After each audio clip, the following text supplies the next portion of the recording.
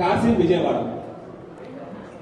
ఒక్క విషయం దయచేసి అందరు గమనించాలి. గౌరవ ముఖ్యమంత్రి గారైనా గౌరవ మంత్రివర్యులైనా యావత్ ప్రభుత్వం ఎప్పుడైనా సరే వాళ్ళ సెక్యూరిటీ అనేటటువంటిది పోలీస్ వాళ్ళు ఇంటెలిజెన్స్ వాళ్ళు చూసుకుంటారు. ఎవరు కూడా మాకు ఇన్ని కార్లు కావాలి ఇంత సెక్యూరిటీ ఉండాలని ప్రజాప్రతినిధులు కోరరు. సెక్యూరిటీ వాళ్ళు ఇంటెలిజెన్స్ వాళ్ళు చూసి సజెస్ట్ చేస్తారు. అదేవిధంగా సజెస్ట్ చేసినటువంటి వాళ్ళు కాన్వాయ్ని ఎట్లా బిల్డ్ చేయాలి ఎక్కడ బిల్డ్ చేయాలి అనేటటువంటి అంశాన్ని సీక్రెట్ గానే ఉంచుతారు ఎప్పుడైనా కూడా.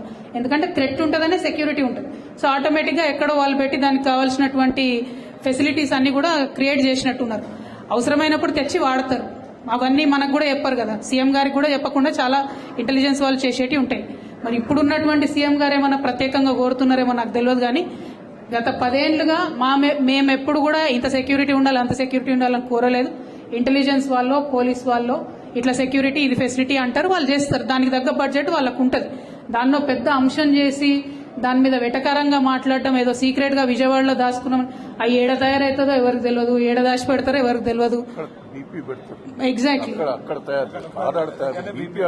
బీపీ ఆడ తయారవుతుంది. అదే అంటున్నా కదా, మనకి ఏం తెలిసి పడే పోలీసు వాళ్ళు ఇంటెలిజెన్స్ వాళ్ళు చేస్తారు జనరల్ గా.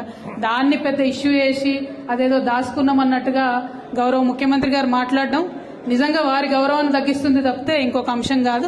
Ultimately protocol of any CM is decided by the security wing and intelligence and the police. There is no role of politicians in that. It was decided like that. It is unfortunate that the current CM thinks so, but it is not the case. But since you have asked me in English, I want to make one thing very clear. We are from the state of Telangana, from the district of Warangal, demanding a national project status to be given to the South Indian, very big popular Jatara, which is called as South Indian Kumbh Mela, the Sammakka Saralamma Jatara.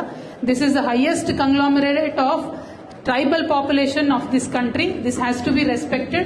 We earnestly request Honorable Prime Minister Garu to give the status of national festival to this Jatara, this tribal Jatara from Telangana. We have given number of representations to Honorable Prime Minister Garu earlier.